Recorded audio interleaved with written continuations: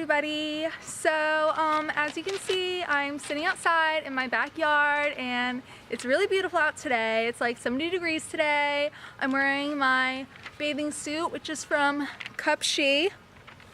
And yeah, I just decided, since it's really nice out and everything, I was gonna sit outside and film a video. It's kind of awkward because my neighbors are outside over there, my neighbors are outside behind me, my mom's outside gardening, and I'm just sitting here talking to my camera, but whatever, I'm gonna be famous one day, so it's okay. As you guys know, if you've been watching my videos, I decided I was gonna move to North Carolina. A lot has happened, and today I'm gonna make a video explaining kind of what I went through and how I got here, and yeah. So basically I want to start with where all of this had started. So in August of 2014, my family moved to Charlotte, North Carolina. At the time I was enrolled in beauty school, and I had just put down my deposit, and I was dating somebody at the time, so I decided to stay in New Jersey. Lucky enough for me, I was able to move into my grandparents' house, so I did have a place to stay. It was kind of like weird because it was my first time being away from home and not having my family, and it was really tough to, I don't know, get used to. At the time, I was working a lot and going to school and everything, so being away from everybody, it wasn't that hard because I had, you know, school, I had work, but just not having like my family to come home to was like really difficult. So while I was staying with my grandparents are very religious, they're Christians, and in my grandma's house, one of the rules is you have to go to church. Now I didn't have to go to church, but at the time, you know, I was pretty interested. They were just starting to go to a new church, and I decided to start going with them, and I loved our pastor and I love the people in it, and so I started to really get involved with our church. And through going to church, I started to get closer to God. Growing up, I was raised to believe in God, but I wasn't necessarily committed to Him. What? Yeah. But my mom was a slacker, and she didn't take us to church often. No, I'm just kidding, Mom. So, anyway, aside from church, I was dating my boyfriend, and how we sort of started dating was I was really depressed. I had went through a really tough time in my life, and I was basically suicidal. I didn't see light at the end of the tunnel. I didn't even know God at this point, and when we started dating, obviously I wasn't committing myself to the Lord. He didn't know who Jesus was. I felt the closer I was growing in God, the further I was growing from my boyfriend, and I want to say issues in our relationship probably started 2 years ago, I want to say, when I really started to go to church and know the Lord, and God was kind of showing me and telling me like the things that I was doing within my relationship weren't necessarily okay, and I kind of like brushed off God, and I was like, you know, I'm young, I'm gonna be young, I'm gonna do whatever I want and be who I want, and I would do basically what I wanted, but I wasn't necessarily feeling satisfied. I ended up feeling just more sad and more guilty in my own self than if I would just listen to God and put Him first in the first place. But as an 18-year-old, 19-year-old girl, and 20-year-old girl, I really wasn't wanting to do that, because when you're a young adult or a teenager, you want to be free, you want to do whatever you want, and it's really hard to put the Lord first. And it was really hard for me to fully accept Jesus into my life because of all this temptation that the world was throwing at me. And it's so much easier to, you know, go out and drink and have a good time and not care about the consequences. It's so much easier to just have sex all the time and not care about the consequences. These things, though, only satisfy me in the moment, and then later on I would think, God, that wasn't even worth it. Why did I do those things?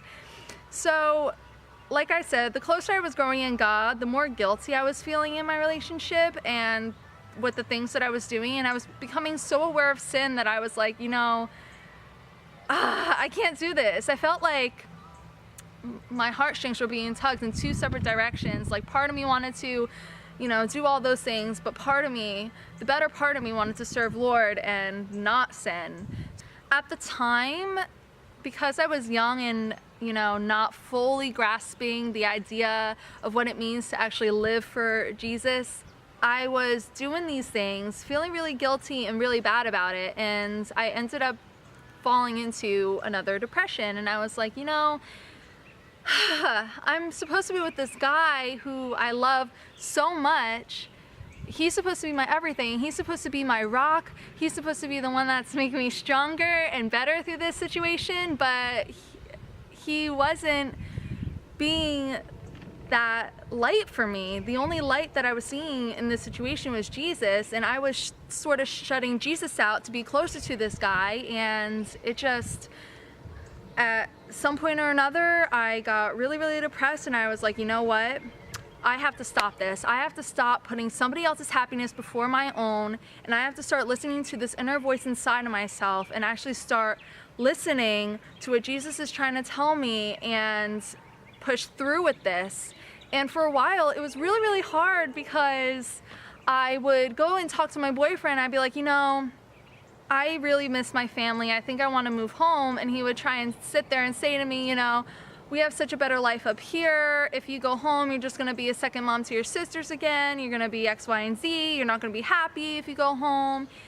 And I would kind of listen to him, and I'd be like, all right, I'll keep trying. And it seemed like every time I would talk to him about my concerns, he would come up with a solution in his head that would make everything automatically better. But the things that he was trying to do for me weren't satisfying me. He was trying to compensate my depression with taking me out to nice places, doing nice things for me, like basically showering me with all these gifts and all this affection, and I just was not having it. Anything that he basically did for me, I was like, the only satisfaction I was seeking was what God was trying to show me, what he was planting in my heart. And it didn't matter what this other guy was trying to do for me or say to me or hold my hand through. The only thing I really, really wanted was to be closer to God, and I felt like I couldn't be in our relationship. So this is where things started to really, really snowball. And like I had just mentioned, I wasn't being satisfied in our relationship. I needed to put God first, and I couldn't put God first and my boyfriend also first. Like, I felt like I was compromising my love for God for this other guy, and it just wasn't working out. Like, somebody who doesn't love God plus somebody who absolutely worships the Lord, if you put those two together, it isn't gonna work. During this time, when I finally realized that, the only thing I knew to do was pray. So I prayed for him and his soul that he would find Jesus. I prayed for peace in my heart, that this depression and this overwhelming sadness would be vanished and delivered from. Overall, I prayed for happiness, because during this time, like, I felt like I was just like, I don't know, like so drained of all my energy, so drained of all my life.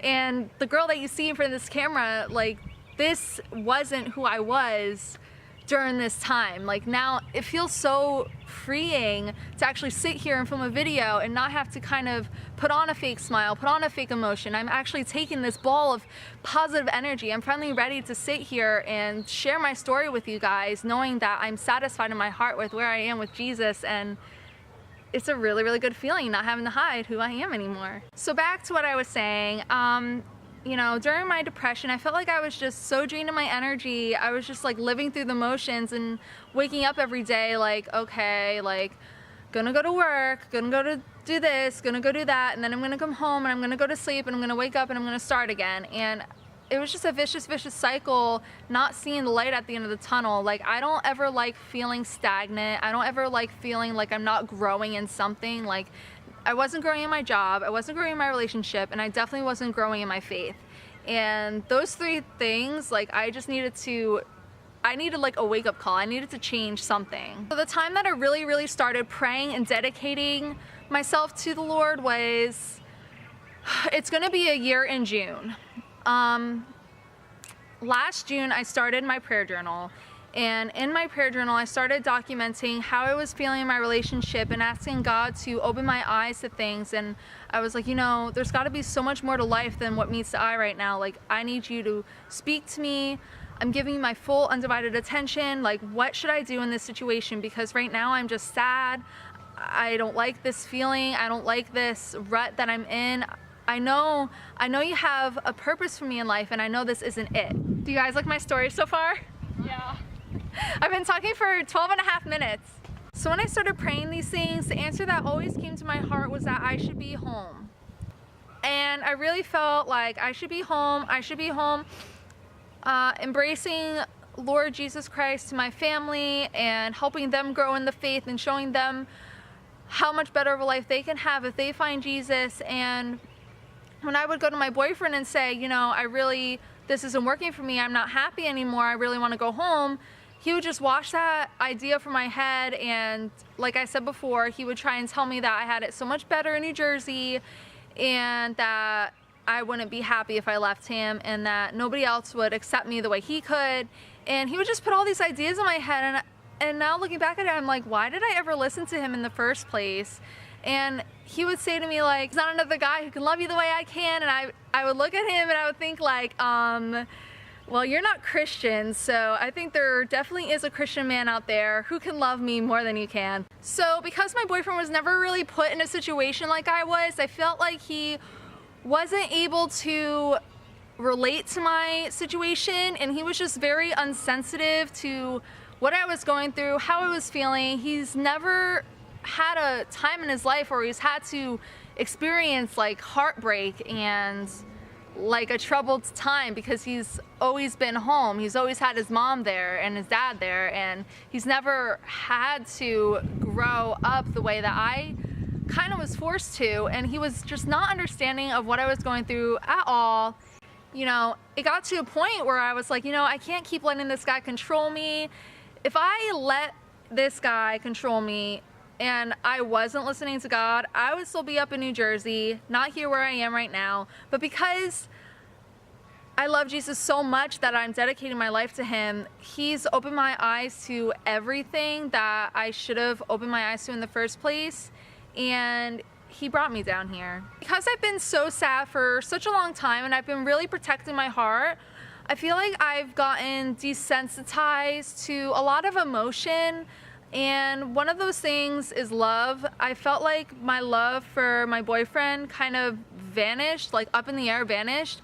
And it got to a point where, you know, just even driving to his house, my heart felt like it was like breaking in half. And every time I had to like go out with him, have dinner with him, sleep in his bed, I'm gonna be really real with you guys for a second. Like, it would be like having sex, and then I'd go into the bathroom like directly after, and I would just break down crying, saying to God, like, why am I doing this? Why can't I just put you first? Why am I compromising your love for this thing that doesn't even matter? None of this matters. The only thing that matters is you, God, and I need you to keep me focused, and I need you to just give me the strength to get out of this, because I'm so sick of putting somebody else's happiness before my own and somebody else's needs before my own. Like, this is not okay, and I'm physically just so broken from this, and I need you to restore me and give me the strength to get out of this. Set me free from this, God, because he's tearing me apart. And I believe that if it wasn't for Jesus, I would have not found the strength to get out of this relationship. And slowly but surely, I started really just listening to God. I started praying before I would talk to my boyfriend. I would ask God for the strength and the words to say what I had to say. And through God's strength and courage, I was able to do everything that I had to do, and it brought me to where I am right now. It feels really, really good, because for the first time ever in my life, I'm putting myself first and God first and nobody else, and I'm just concentrating on me and God right now and what I need to do to grow in him. And I'm trying to figure out how to get my family to also grow in God, and hopefully through time, through Christ in me, they'll see something in me and they'll want to know more about it. But from experience, I've realized that you can't shove Jesus down other people's throats. You just have to let them come to him, because it never ever works that way. So I'm not going to keep you guys much longer, but I just want to say that I am just so truly blessed with just how many doors have opened by me putting God first, and how, you know, the people that I've met in my life and the paths that I've crossed with some of the people in my life have truly been just a blessing, like beyond my wildest dreams. And I feel like if I just keep putting God first, there's a road that waits for me full of blessing, full of prosperity, and I'm just really truly baffled by how amazing God is if you just start living for him and putting him first. Like, I'm sure some of you guys think I'm a crazy person and that there isn't a God, but I'm here to tell you that there is, and without God, I don't know if I'd even be here right now. I'm not even gonna get into my past, but I do just want to embrace that the Lord is good and he loves each and every one of you watching this. And if you just give him the time of day and tell him that you're ready to accept him into your life, he will change your life in ways that you just couldn't even imagine. God has set me free from so many things. He set me free from my depression, from my sin, from my guilt. He's brought me to where I am today, and I'm healthy, I'm happy, I'm living, I'm enjoying my life right now, and it feels really good, because for the past couple of years of my life, I wasn't enjoying my life. I was just kind of like I said, living through the motions and not really fully grasping the true meaning of life and what it meant to be happy and live. And I'm just so grateful and blessed that I worship a God so mighty and big, and I love him so much, and the love that he's giving to me, I'm embracing it to you guys, and I hope that you can receive this love also. And yeah, so if you gain anything from this video, I don't want you to think that, you know, just because you're not serving a God, that you're a bad person. Everybody makes their own choices in life. If you gain anything from this video, I hope that it's that you find your own happiness within yourself, and you always put yourself first. Don't think that you have to put a friend first, a boyfriend first, a sibling first, a parent first. If you have something placed on your heart that you really think you should do it. Because at the end of the day, it's you who matters. It doesn't matter what other people think, it's what you think. And if you are happy in what you're doing, that is all that should matter. So I've been talking now for 24 minutes, and it's been a lot of fun just getting this off my chest. And I made a video like this a while back, but even in that video, I was kind of lying to myself. I wasn't truly happy. And I just, like I said, I can't even express to you guys just how free I feel, because when you're that sad for that long, it's really eye-opening to actually experience life with a new set of lenses. And I just love God so much. So if you guys enjoyed what I had to say in this video, make sure you like it so I know. I know I talk about Jesus a lot, but I can't help it. He's my number one in my life right now. I owe him everything that he's given to me. And if you don't enjoy hearing somebody talk about Jesus or talk about the word, you're more than welcome to just go away, because I love Jesus so much that I'm not gonna shut him out or keep him off of my channel. He is the most important thing to me, and you know, he's like my best friend. I'm not gonna exclude my best friend. So yeah, if you want to subscribe to see more videos, please do, and I'll see you in my next video. Bye guys.